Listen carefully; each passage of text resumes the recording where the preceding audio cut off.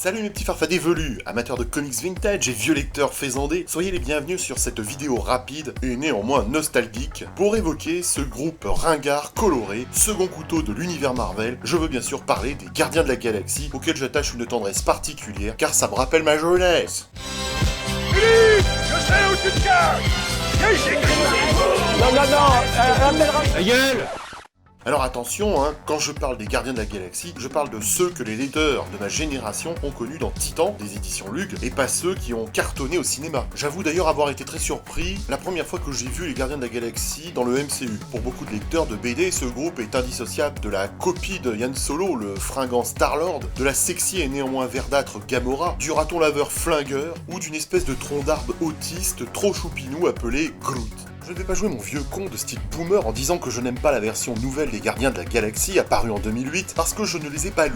Je ne vais pas non plus dire que les vrais Gardiens de la Galaxie sont les premiers apparus en 1969 car des personnages de la nouvelle équipe de 2008 existaient déjà il y a bien longtemps chez Marvel. Certains avaient commencé leur carrière dans les années 60-70, comme par exemple Groot dans l'Astonish numéro 13 en tant qu'envahisseur alien originaire de la planète X. Rocket Raccoon est inspiré de la chanson des Beatles, Rocky Raccoon, et apparaît en 1976 dans le Marvel Preview numéro 7, puis réapparaîtra dans The Incredible Hulk 271 où on apprend qu'il est originaire de Half-World, un monde peuplé d'animaux conscients. Gamora apparaîtra aussi dans le Strange Tale 180 aux côtés de Warlock en juillet 1975, mais pas sur la couverture comme vous pouvez le constater. Et pareil pour Star-Lord qui apparaîtra dans le Marvel Preview numéro 4 en octobre 1975. Mais bon, c'est vrai que je ne connais pas trop ces gardiens-là, si ce n'est ceux que j'ai vus dans le film, où j'ai aimé revoir Yondu interprété par le génial Michael Rooker.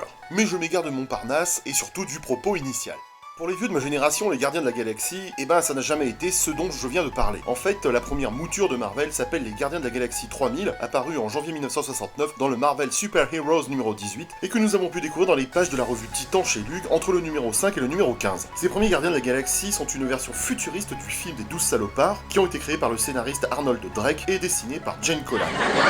Vance Astro, de son vrai nom Astrovic, est un astronaute américain envoyé vers Centauri 4 au XXe siècle. Le voyage prend 1000 ans, et quand il se réveille de son hibernation, il apprend que l'humanité a développé une technologie de voyage spatial, parvenant avant lui à destination. C'est un peu con quand même. Alors il revient sur Terre avec son nouvel ami Yondu et découvre sa planète aux mains d'une invasion de Badoom. Des gros lézards verts avec des grosses bouches à la Lovamour, ça c'est une référence pour les boomers. Il rencontre Charlie Van Zett, un natif de Jupiter, ainsi que Martinex, un scientifique de Pluton. Le Quatuor décide de fonder les Gardiens de la Galaxie et de débarrasser la Terre des envahisseurs reptiliens.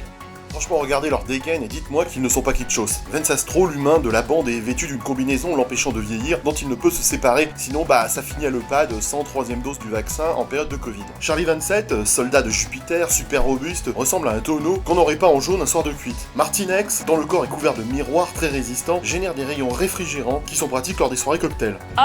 Et Yondu, écolo qui parle aux arbres avec sa coupe iroquoise, et qui contrôle les flèches de son arc en sifflant à une certaine fréquence, sans besoin d'aller là-haut sur la colline comme le disait le regretté Joe Dassin. Franchement, ils sont kitschos, ça, vous trouvez pas? non. Parfois, ils recrutent des héros du présent, comme par exemple Captain America, La Chose ou Sharon Carter, comme nous avons pu le voir dans le Special Strange numéro 3 en mars 1976. Un épisode tiré du Marvel 2-in-1 numéro 5 de septembre 1974, écrit par Steve Gerber et dessiné par Sal Buscema. Si la bataille contre les Badoom pour libérer le système solaire débute dans le Marvel Super Heroes numéro 18 en 1969, la suite de la saga paraîtra dans une série de 10 épisodes débutant dans le Marvel Present numéro 3 en février 1976, qui sera diffusé dans les Titans 6 à 15 entre janvier 1977 et juillet 1978. Après avoir vaincu les Badoon, ils ont eu du mal à reprendre une vie normale et avec leurs nouveaux équipiers, Icarus et Nikki, ils décident de quitter le système solaire en quête de nouvelles aventures. Bon, je n'ai pas l'habitude de dire du mal de Gene Colan, mais dans le premier épisode, publié dans le Titan 5, c'est absolument dégueulasse visuellement. C'est un peu comme ma grand-mère la moche qui n'a pas le swag. Les autres épisodes dessinés par Al Milgrom sont beaucoup plus regardables mais chéri. Il a été possible de revoir les Gardiens de la Galaxie dans les éditions Lug ultérieurement et je pense en particulier à l'épisode tiré du Marvel Team Up 86 d'octobre 1979 dans le Special Strange 33 en 1983 où on voit l'araignée côtoyer Martinex, Nikki et Icarus, mais également chez Aredy où les Gardiens de la Galaxie rencontrent les Défenseurs dans leur 26e épisode datant d'août 1975 publié dans Hulk Collection Flash numéro 10 en 1978. Ringard et coloré, les Gardiens de la Galaxie 3000 le sont, mais ce n'est pas pour autant que je n'éprouve pas une tendresse pour cette BD qui fait partie de ma culture geek. J'avais envie de refeuilleter avec vous les pages de Titan qui s'en sente bon la nostalgie et le bon temps de l'enfance quand tout était encore joie et bonheur, voire même poire à lavement. C'était Bob Zombie dans le tube, à bientôt mes chéris chéris. Philippe, je sais où tu te caches. Non, Abdel Raf d'Afrique. Abdel Raf d'Afrique. Mais enfin, ça va pas! Mais c'est juste insupportable! Arrêtez!